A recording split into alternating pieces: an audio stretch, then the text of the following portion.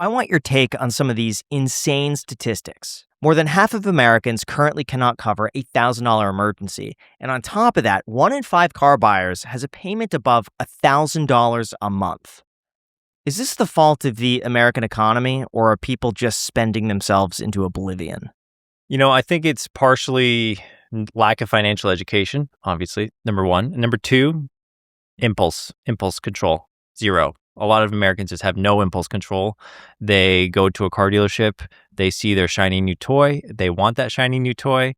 They say, oh, I can afford the monthly payment. And then they get kind of roped into these car loan terms, high APRs, no money down or low money down so that they can just drive the car off the lot and they get something that they can't really afford. But do you think that Americans are getting more impulsive as time has gone on? Like, are we worse off now than we were 10 years ago in terms of like financial literacy and financial discipline? Or is there something else at play? I'm going to say yes. I'm going to say that Gen Z and younger probably feel like they can't get ahead, right? Because everything is so expensive. So they start giving up on long-term financial goals and instead opting for the short term, right?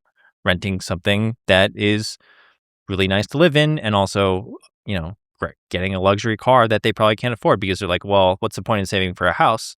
I'm never going to get there. Why do they feel like they can never get to a house? Yes, I guess it's more challenging now. Easy for you to say. No. It's more challenging now than it was back in the day. But at the same time, I mean, like we've explored this subject in so much depth. If you just set aside a little bit of money and you invest it, yes, it might take you 5 to 10 years. Unfortunately, that's very difficult and annoying. But like it's still doable. Yeah, I think like the biggest argument that you might hear is that the relative wages to what things cost, let's say from the boomer age to now, is a lot. The relative cost is higher, right? So that means, the median wage 50 years ago could have bought you a house in 1 to 2 years of your earnings. But nowadays it's like 5 to 7 or even more.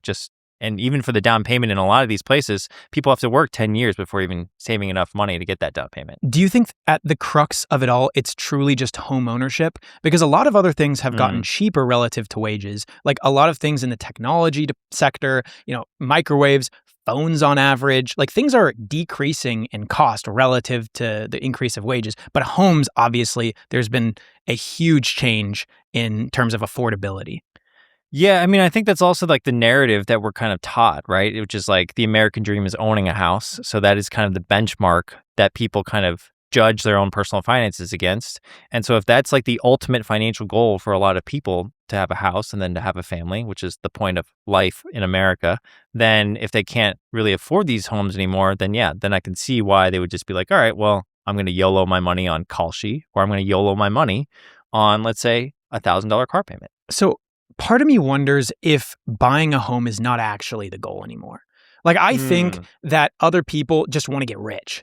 It's not even about buying a home and having a place to hang your hat. It's about like having a Lamborghini and having all of these things that are advertised to us with genius marketing, commercials, TikTok investors and traders that are able to I don't think it's that 100% at all, returns man. per year. I think it's just the house is being seen now as an investment.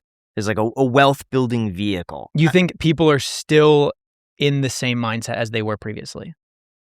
I don't think any of it's changed. I just think things have gotten a lot more expensive and people with social media are a little more apt to complain about things and be vigilant about things. And right? You absolutely. But I don't think it's a Lambo anymore. I don't think people really care as much about that as they do if I buy a house, I'm going to be way wealthier in the future. I think it's consumerism. I think if you go on TikTok, everyone's talking about buying the new expensive clothing or buying expensive vintage clothing or looking the best, having the nicest watch, living in the high-rise apartment. All of expensive life is glamorized now. And so everyone wants that, but they can't afford it with their wage. And so, they go to things like 𝗪𝗪 or they want to YOLO their life savings on Wall Street bets. Yeah, I mean, I think 50 years ago, even if everybody was average or somewhat the same, you didn't really care. You're just kind of in your own little bubble. But these days, if you're average or homogenous, then you're going to look at TikTok, you're going to look at Instagram, and everyone that's standing out online are these huge outliers that are just, living these glamorous lives. And then you're going to want to naturally just want to be part of that, right? Like if you don't feel like you're standing out, then you just feel like, oh, well, I'm just so normal. But that's completely fine. So when it comes to building wealth, what do you think is the biggest reason that people feel held back? Do you think it's that they don't make enough money? Mm-hmm. They spend too much money? Cost of living, things like healthcare, housing, or bad investment decisions? Okay, I think ranked in order, number one is probably income. Number two, really close behind it, is how much they spend. Bad investment decisions, I don't know. I don't see that many people. I mean, unless they're going for the get-rich-quick stuff, I think that if you're just paying attention to good old standard S&P 500, I don't really think you can make too bad of a decision there. But usually it comes down to like their impulses are usually too bad. So like, or, they're too impulsive. So they spend more than they should and they're just not saving enough. So, and that could be combated by having a higher income, but really it just comes down to income and expenses. So what financial behavior does the most damage? What do you think? And then I'll give you my opinion. Because I think what you would say is spending.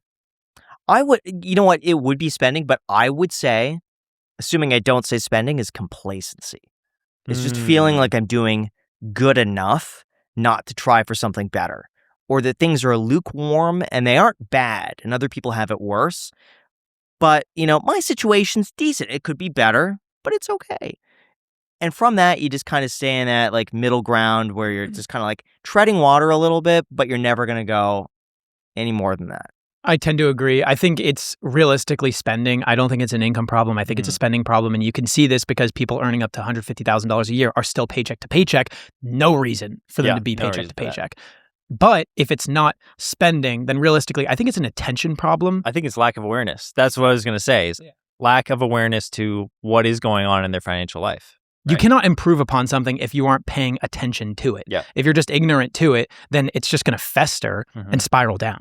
I use this analogy all the time, which is like if you're trying to lose weight, you're going to weigh yourself, right? You're going to go to the gym. You're going to weigh yourself maybe once a week, once every 2 weeks. And you're kind of conscious of what your weight is and if what you're doing is reaching your goals or not. With finances, people just, for some reason, they have a blind spot and they just can't figure out how much they're spending. And it's hard to face how much you're spending too, because it's kind of an embarrassing thing, especially if you feel like you spend money a little bit frivolously, right? If you have a cat, you know that keeping them healthy is a non-negotiable. And a big part of that really just comes down to diet. By choosing a quality cat food, you're buying more time with your cat and giving them a happier, healthier life. That's exactly why we are so excited to partner with Smalls. Smalls is fresh, human-grade cat food that does so much more than just feed your cat. It helps them live a full, healthy life. Not only is Smalls healthier for your cat, but it also noticeably improves their energy. In fact, 88% of cat parents say that after feeding Smalls, their cat is softer and shinier and has more energy to play. Smalls recipes are over 80% protein, which helps your cat build the muscle they need, and they never use fillers or artificial ingredients. Personally, I found that finding the right cat food is really difficult because in my case, I have one cat that will literally eat anything. Like you leave any morsel of food on the table, it just will eat it. The other cat's extremely picky, but with Smalls, they both enjoy it. It's the perfect fix. If you're ready to find your forever cat food, Smalls is perfect for you, and for a limited time, because you're a nice coffee hour listener, you get 60% off your first order plus free shipping and free treats for life when you head to smalls.com/iced. That's 60% off your first order plus free shipping and free treats for life when you head to smalls.com/iced. Thank you again to Smalls for sponsoring this podcast.